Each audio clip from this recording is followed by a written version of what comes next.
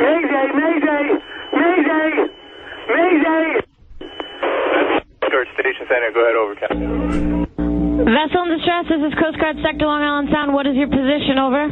55, 622, 73, 35, 418. I'm on fire. The boat is on fire. I shut it down. I see another boat coming over. I'm on fire. The boat is on fire. Oh, there's drama. Boat is on fire. I'm on fire. Vessel in distress, this is Coast Guard Sector Long Island Sound, over. I'm on fire. Look it off the... Captain, how many persons on board, over? I'm all by myself. I'm on fire. Let me introduce you guys to our guest today, Mr. Dominic Barbara, who was just as famous as he was infamous. Yes. Yes. Doing great.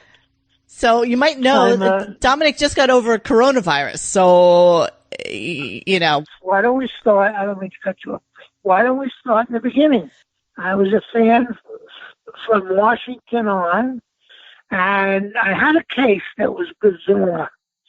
A man named Alvin Olaf. It was a crazy case. His wife was having an affair with somebody who said he was a therapist. My investigators found out not only was he not a therapist, but he was a janitor in a mental hospital. You can look that. It's Alvin Olaf. I'm sorry, Dr. Cooper. That's what he called himself. Was waiting in my office and shook my hand, threatened Al Olaf, and handed me a book. And he said, you tell Dr. Olaf that, and this relates to Howard, you tell Dr. Olaf that if he doesn't make the deal I tell him to make, I'm going to put him in prison because I have all his records. So I looked at him in my office at One Old Country Road, and I said to him, listen, Cooper, you're no doctor. You're full of shit. And I'm going to know more about you than you know about yourself in about a week. And I found out that he was a total fraud, that he never went to University of Pennsylvania. He never read a book. Total full of shit guy. Never wrote a book. Yes. And Howard was hysterical about it on the air. He used to give it the always 15 minutes every day. So he calls me up. Gary calls me and he says, Howard wants to speak to you. And he's on the phone. He said, I want to have lunch with you, dinner. And we went to a restaurant on Willis Avenue. It's called Mateo's now, but I don't know what it was called then. And we sat, and I was in awe of him. But after talking to him for about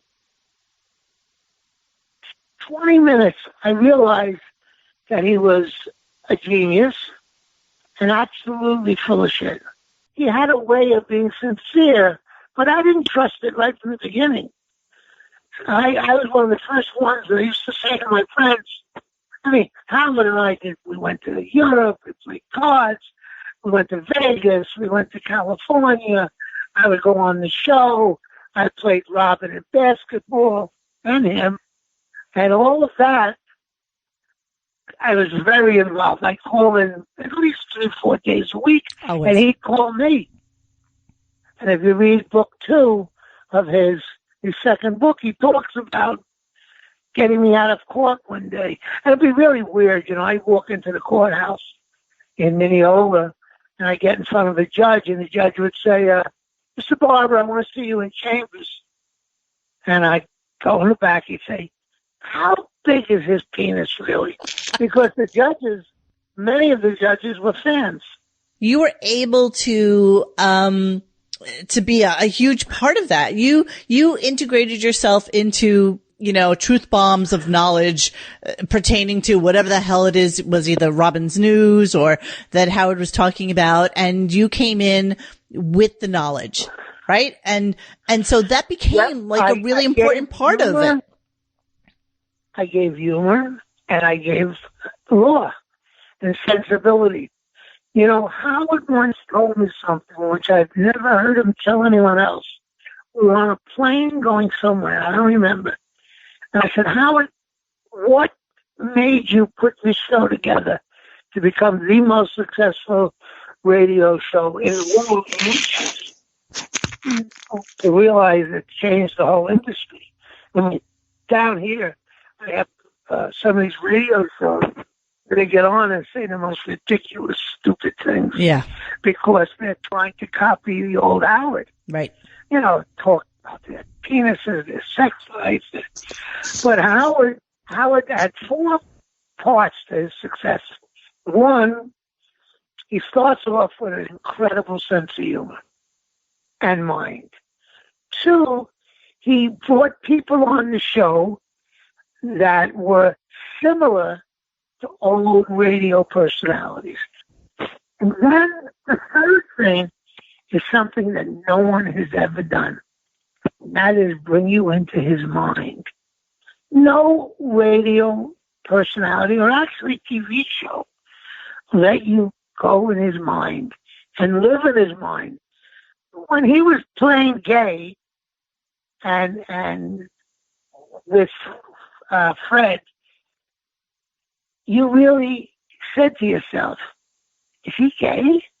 And the last one, and it's not going to be that he's the world's greatest interviewer, right, but the fourth one was to take products, because, you know, he has to make money. Right. Yeah. He's going to be worth $1 billion someday. And what he does is he takes sodas, all sorts of things, and he builds them up and jokes about them. You know, like that soda. What was the soda called? Snapple.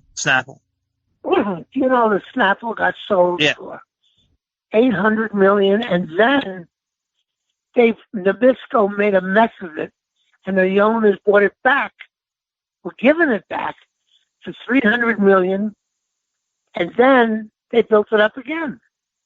Do you think he did a lot of Snapple dirt, huh? Dom, we get that. Dom, do you think he, you know, because we always talk about it, even when the current Howard, which we'll come back to in a few minutes, but you know, whenever he talks about a product on air, when it's not like some stupid commercial or something like that, do you think he's getting paid for it every time he actually mentions a product on air?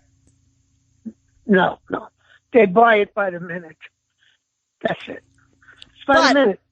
What I mean, though, is not as a commercial, though, but just as a discussion with him and Robin about drinking Dunkin' Donuts or going to Starbucks. Or. Let me tell you, Howard, from what I know, and I knew him pretty well, before Ralph came in the picture, I was his best friend. He said Howard was offered, in the old days, millions and millions and millions of dollars to do a Howard Stern notebook cover, a Howard Stern pen, anything. He never took that. He never took a penny from that. He didn't license himself. Yeah. He would never do that. And he made fun of Jackie when Jackie would get a hotel room for a 20% reduction. You know, Howard thought it was disgusting. Well, Howard always hated when you used his name. Howard, yeah. Yeah, and I think that. And so would you think that during this whole time that you had like a real relationship and friendship with him, or do you think that it was just more of a friendship of convenience for Howard? Well, everything is always the convenience for Howard, but, you know, you got to remember, what did Howard give me? He built my law practice. Yeah.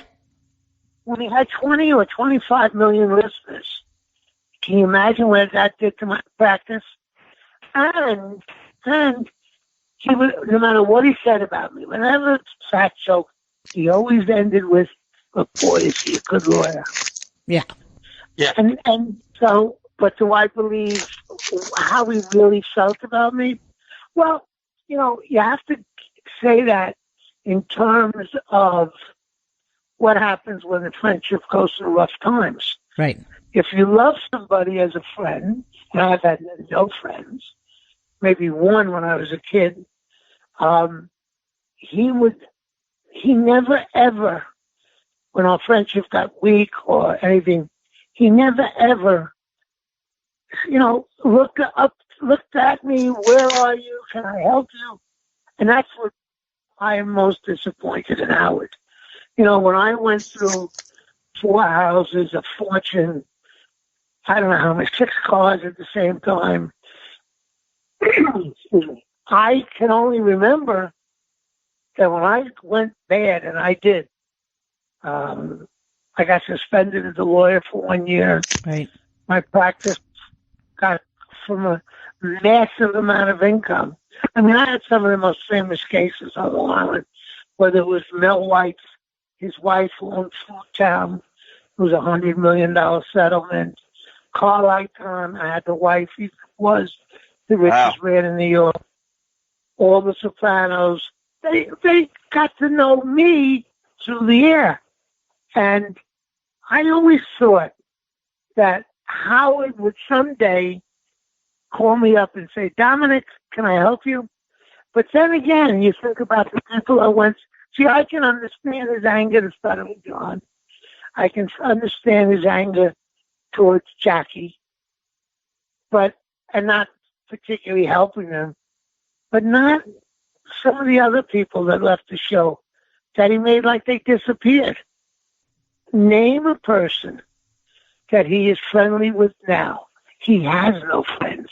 No. Even Dr. Lou, who was his roommate in college, it's him and Beth.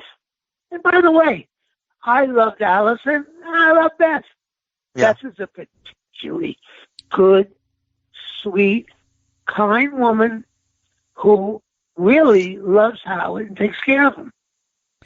So let's talk about that a little bit, because, there's so many people that would say that the turning of Howard to being this person that he is today, is because of his relationship with Beth. And I know you were there during the early days of the Beth relationship, and you knew Alison as well, right? So when Howard does Private Parts and then, gets this apartment in the city and probably starts staying there a little bit more than Alison would probably like, and here he is doing a movie which is basically a love story to his wife, as opposed to being like a bawdy, disgusting, lesbian, titty-driven movie. And then, months later, he announces that he's getting a divorce. Well, first of all, you have to, let's break down your points. Number one, the movie, when it was the premiere, and I sat, I think, 2 seats from him, that premiere, he didn't sit with his wife. They were already thinking of getting divorced. And I think Alison was devastated. I don't think she wanted it. And I don't believe, which a lot of people are doing, I've seen pictures of Howard and Beth prior to Howard leaving. They're not real. I don't believe that Howard and Beth hooked up in any way. But you got to remember that Howard can keep a lie forever. Yeah. Yeah. Keep secrets forever. So that part of his life. Do I really think Howard's changed now? Nope. I think Howard always was Howard. And now he wants acceptance, just like he wants to be good looking. I mean, I used to be a pretty good looking guy in my 40s and 50s, and I sent you a picture recently. And Howard never was handsome, and he never felt good looking. And there is a thing about him where he, how do I want to say this? He did all he can to make himself better looking. Poster. I don't remember Howard's teeth when he was in the 70s. They look like rat teeth. They were like doll teeth. Yeah, he's had his nose done. We think he's had his chin done. He's had all his teeth done. But this is all. I know he had his. Yeah, this is all the the new and improved Howard to make himself better. And then along comes, a much younger blonde girl who actually is attracted to him in some way, shape, or form. And no, I think she's attracted to him. But Howard stayed at my house in Shelter Island. That was one of my homes I had. And when I became a drug addict, I messed that house up. Yeah. And it was about $7-8 million then. And Howard stayed on there. And I remember when I married Leslie, my third wife, all my wives have been great. I'm the bum. But Leslie, Howard took us on a honeymoon. We flew to St. Martin. And it was Howard and Beth and Howard, Leslie and I, the guy who owned part of Noble, Richie Notal was the couple with the woman he later married. And that trip was very funny. We got on the plane at Teterboro, and we take off and get to about 20,000 feet. Maybe, yeah. And the plane fills in smoke. I'm talking a lot of smoke. Like a problem breathing smoke. So our face masks drop down, and Howard is holding on to Beth like the most frightened man I've ever seen. What is it? And ultimately, 5 minutes later, as we drop about 10,000 feet to go land, we find out that the stewardess had left a plastic bag on one of the burners. So it was a simple, just a burner. Yeah, you see, most of Howard's personality quirks, we use that word, are real. I remember when Fred at the bachelor party took a nosedive and hit the ground and bleeding. Yeah. Howard's in my arms, get out of his mind that Fred's going to die. He was really frightened by being part of that event, of seeing that. Do you think part of the reason why you became not part of his world anymore was because when you were going through everything with the drugs and it just seemed like it was a huge series of unfortunate events. So that every time you were in the newspaper for some new fresh hell, it was always associated with Dominic Barbara, who you've heard on the Howard Stern show. And do you think he started to kind of resent that a little? Nope. Even though he wanted to make himself, he always wanted to be Johnny Carson, I remember. He didn't like Johnny Carson, but he wanted to have a show at night, which he tried on Channel 5, and it was a flop. Horrible. Yep. Howard wants to be loved. And we all want to. But Howard and his relationship, I've been out with Howard's father alone at the tracks, and I've been out to dinner with the kids, even when the first class was born. I was in a hospital for that. They didn't have a particularly good relationship. And his mother, who I am crazy about, she was who he describes. And that voice is hers. And do I think she wanted to break away from me as a friend? No. Actually, Howard had started to distance himself from me before that. And I think the issue was, I no longer need you, want you. And that's okay. I don't have a problem with Howard in any way. You were the guy that was there every single time that there was a friggin' bet to be made. Like, you were the guy who would be immediately on the phone saying, I'll take the action. I don't think the Gary apology tape exists without Dominic stepping up. But you know what? The push-ups. with Yeah. Scott. Well, it's all Scott. Now, I've met Scott. He's the only guy I met in the last few years. Scott was down here on a trip after his wife had died, and we sat and spoke. And how, now, again, Yeah. I believe it's true. How could Howard not pay all the bills? How could Howard not call up Scott and say, I got this all covered? You know he got fired, right? A woman's dying. Dominic, you know he got fired, right? Yes. Yeah. Well, I don't know if it's a lateral move or he got fired, but he's not working for the show. No. Fired from Sirius. Looking for a job, fired. Because really? Yes, I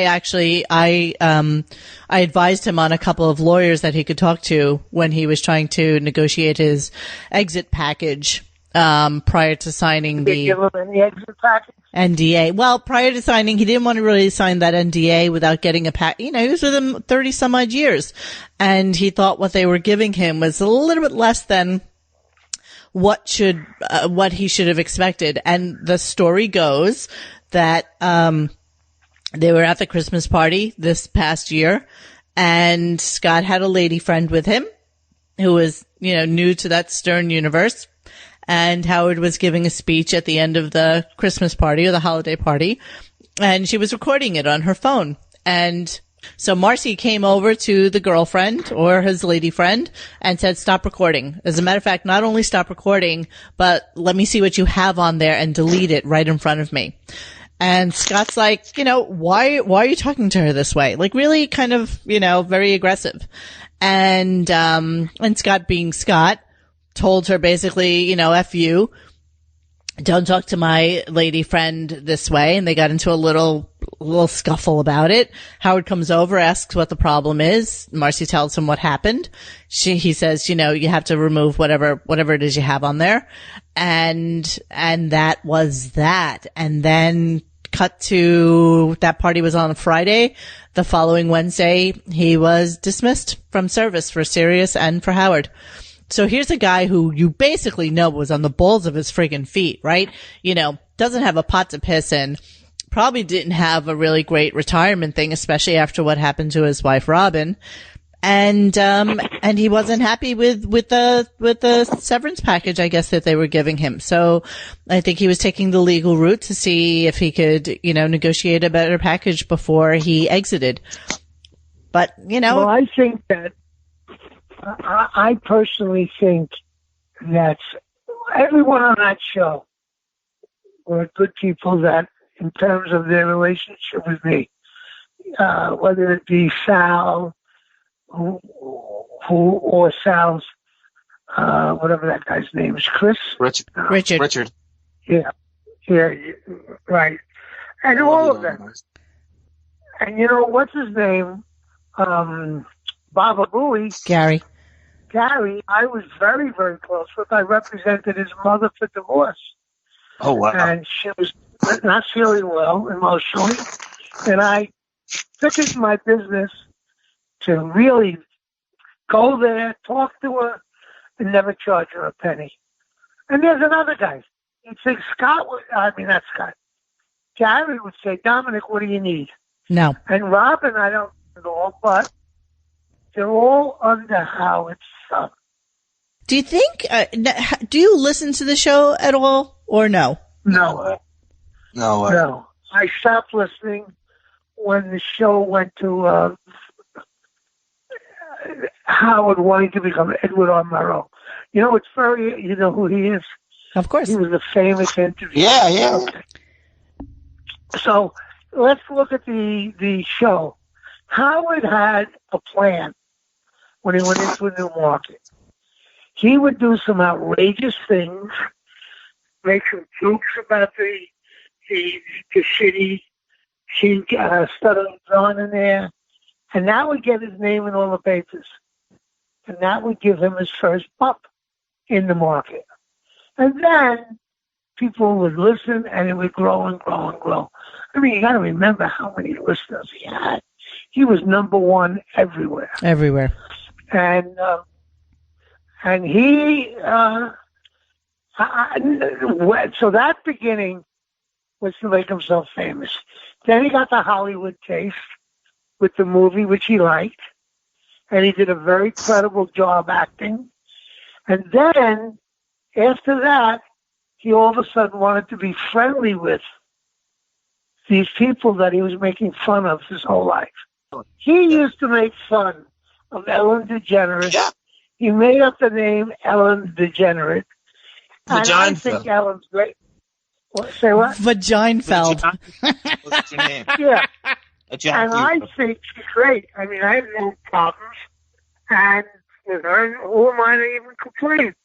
But then, when he wanted to become everyone's friend in Hollywood, he went out and be with her, went on her show, apologized on his show for making no comments.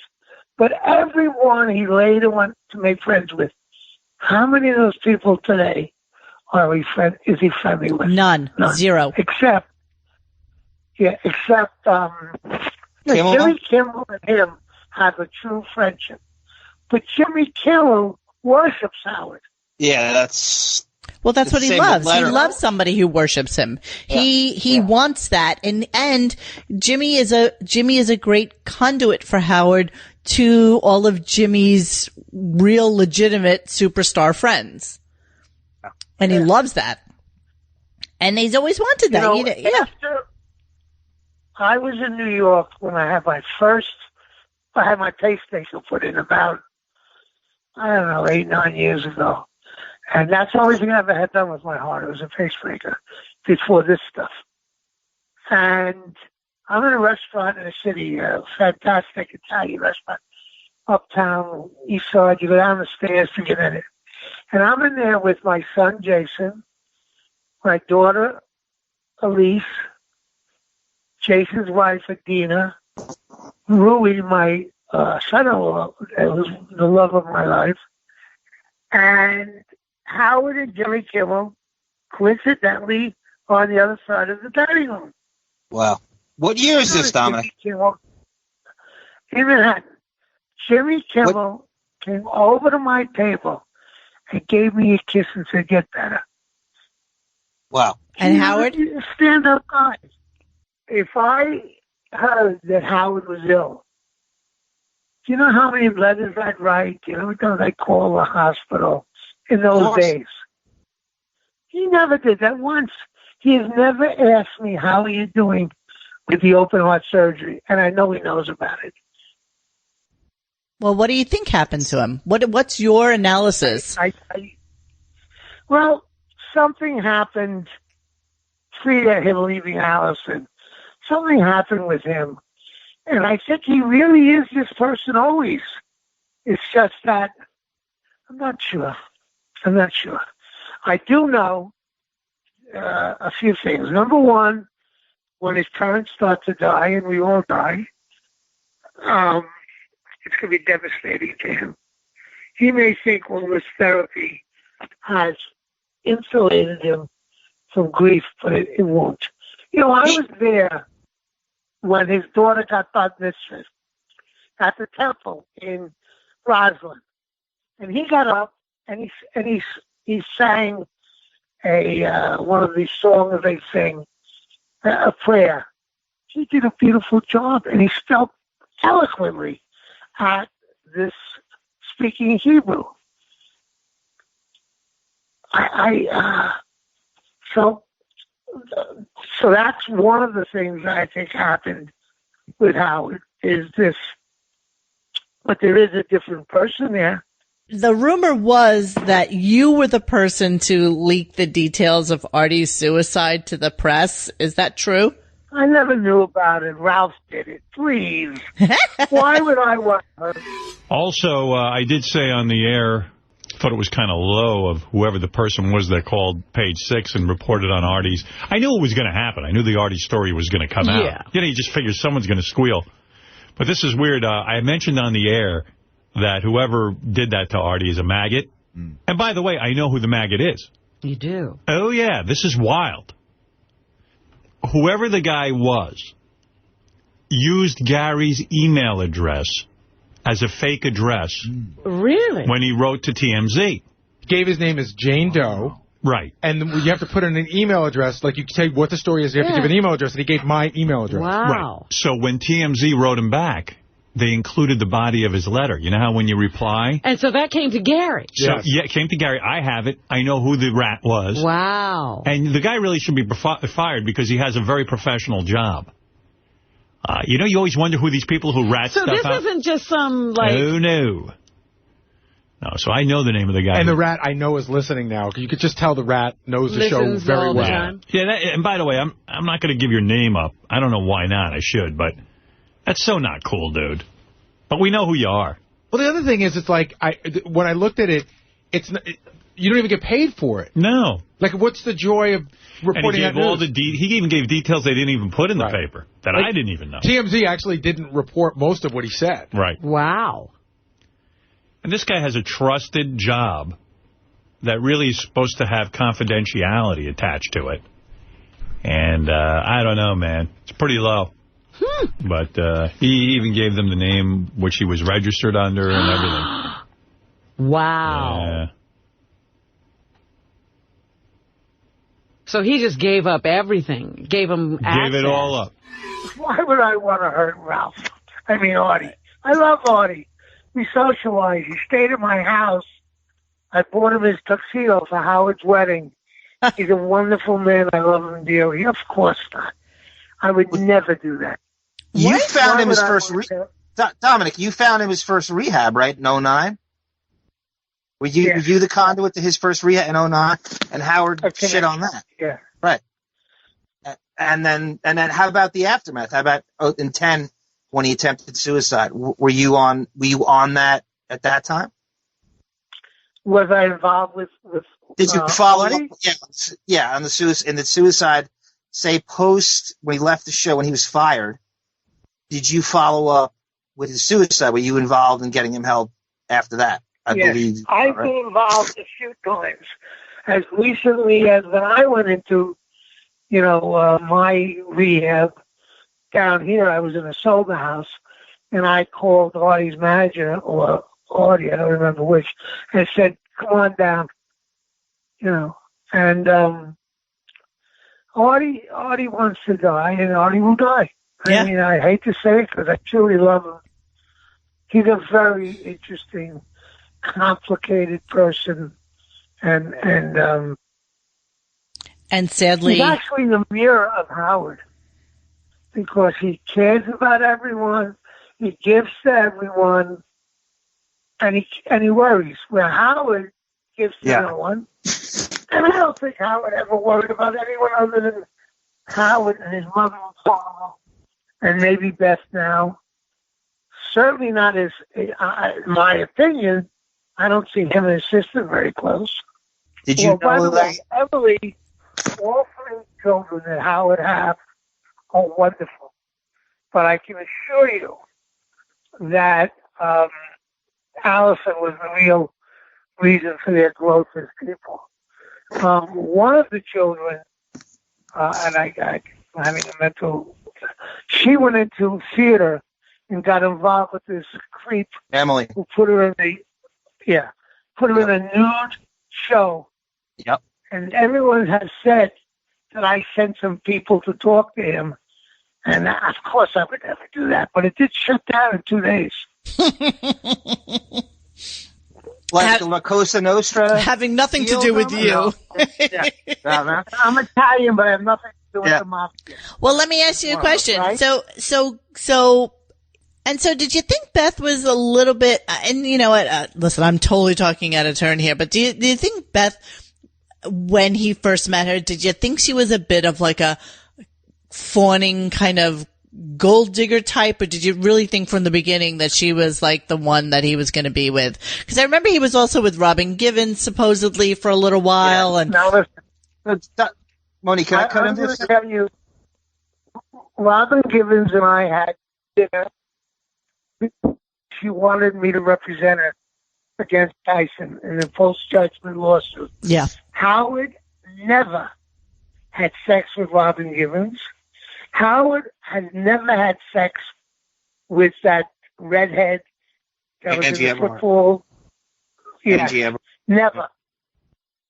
And I don't think Howard's ever had sex with anyone but Alison and Beth in the last 30 years. I 1,000% agree with you. We always talk about how we don't think that his, alleged mad tear was ever a mad tear. He needs to be in a relationship. So, I'm sure he went right from Alison into meeting Beth at this party, I guess, that he went to, some dinner party that he was at with Cabby and Ralph.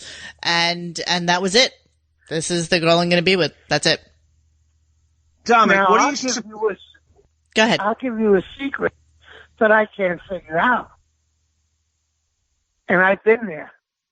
Ralph and Howard. Yeah. Nobody can. Now, I'll tell you why. When Howard met Ralph, I got to kick the boot out the window. That's fine. I had a wife or girlfriend or whatever it was. And kids. Dedicated to my kids always. Ralph became the air Howard breathes. And nobody in Howard's life has ever taken advantage of Howard as Ralph has. And by the way, Ralph gets what he gives.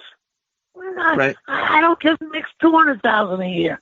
He's there when Howard needs him, and he's gone through the usual trail that people go through with Howard. It's the beginning. Some people become friends, really good friends, great friends, less of a friend, and then they're out. But Ralph has stuck around. He's got a little apartment in Brooklyn. Jersey, I'm sorry. Okay. And he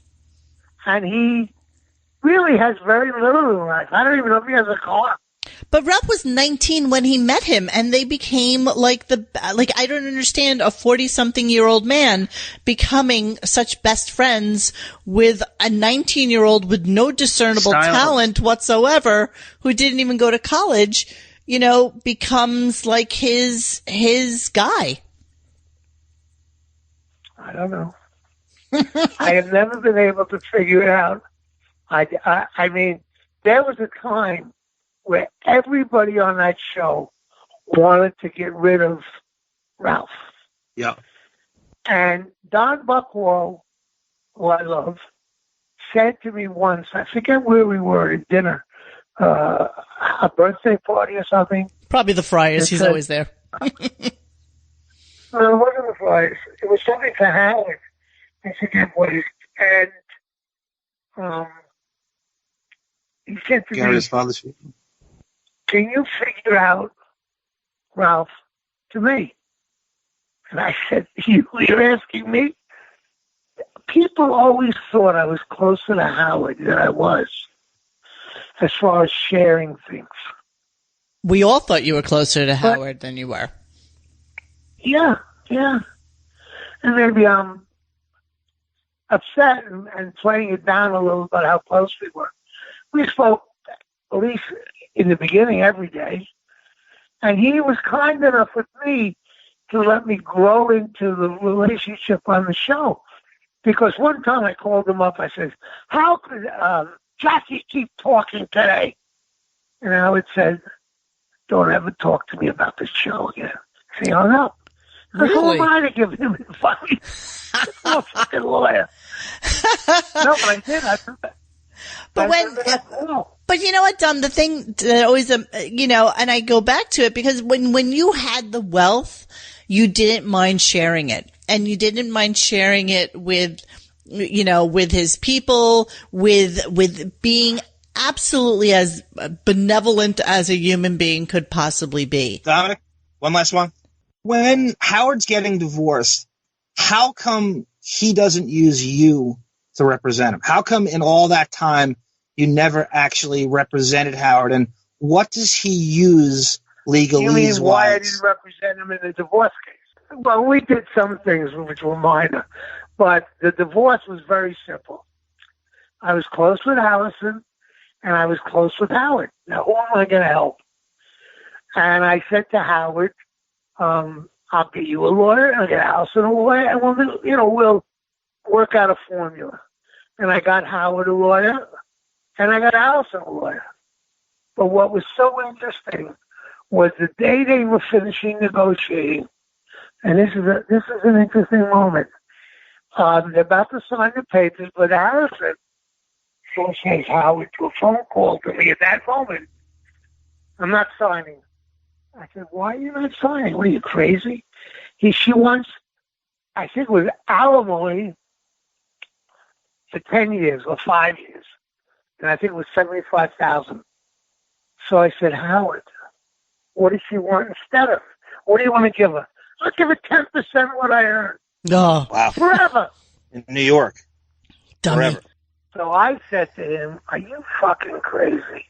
Go in there, write a check, prepay it, tax deductible to you. Exactly. Say thank you very much. Have a nice day. If you could get away with $75,000 a year plus whatever you have to pay for the children, you fucking take it. In the negotiations for the divorce, Howard was more than fair. More than fair. Oh, I'm sure. But the funny thing is, he got married. She got married like 2 months after the divorce came through. Oh, Alison. About a year. No. About a year. No, it wasn't What's a the year. timeline? What's the timeline, Dominic? Tell us what the timeline is. No. well, first of all, you have to remember that there are a couple of years they're apart, and there's no divorce discussions yet. A couple of years. In addition to that, she was not in love with. I'm not going to say that. When they got split, she wasn't in love with anyone else. So I'm sure of that. And she married a very nice man. Very nice. I met him down here with Alison. Do you think so? Yeah. So were they actually separated for a lot longer than we were given the impression of? Yes. Yes, because Howard, they were basically separated when Howard got the apartment in the city. Yep. And that he would stay there and come home on weekends or sometimes not. Howard was very sensitive to his children's needs as he got older. Right. You know, Dominic, what did the lady at, let's say, like, I want to say the early 2000s to Sirius, did Alison eventually institute a gag order that he couldn't talk about her and the kids? I can't discuss that one. Oh, it's an open book? Everything I discussed today was nothing public doesn't know or that I got in secret litigation. You know, I was able to, don't forget, I went to Bar Mitzvah, which kid I don't remember, and I watched them, and I knew when it was over. Are you in contact with Alison now? Yes. Oh, good. She's in Florida. I mean, when you say contact, I spoke to her a few times, and I saw her. She's in Florida now. And by the way, she has a window home there. And by the way, she looked great. She does look Absolutely great. And she looks happy. And if you look at Howard's, I forget which website, if you go there and you see pictures in his life, they have a picture of Alison that looks so terrible. Yeah. And I never understood what. Have you ever seen that? Yeah, no, I have. Yep. That's the goal online, is to make it look shitty in pictures. You post I guess shitty. so. But she only got heavy for about a year.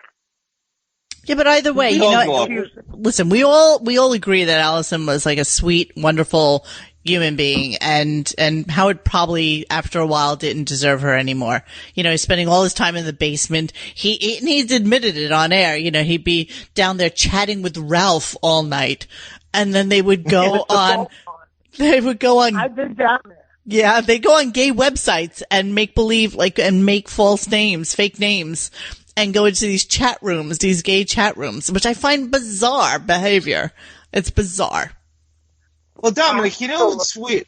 Howard used your place, so I want to say Memorial Day of 2000. So how long he'd be seeing Beth since that date?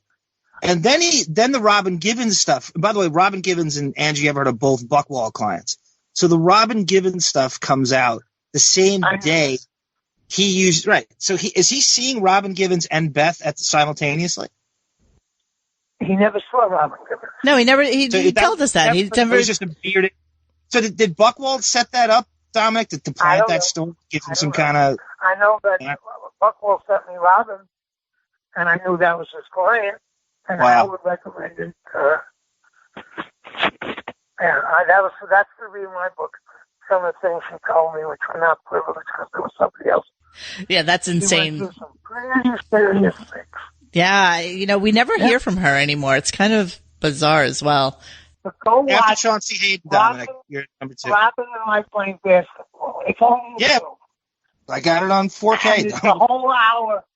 And by the way, do you know that some people work to get that off the YouTube? Why? And other people said, what is it? Yeah. I called. I have it, Dom. You want to give it to you? I have it. I can send it to you if you want. Yeah. Okay. I absolutely have it. All right. So I'm going to wrap this up. But that goes into a whole nother conversation about how you got addicted to Vicodin and all the other shit that happened after that fateful basketball game. All right, Dominic, thank you so much. In an apartment, not able to leave, talking to two very lovely people. Goodbye.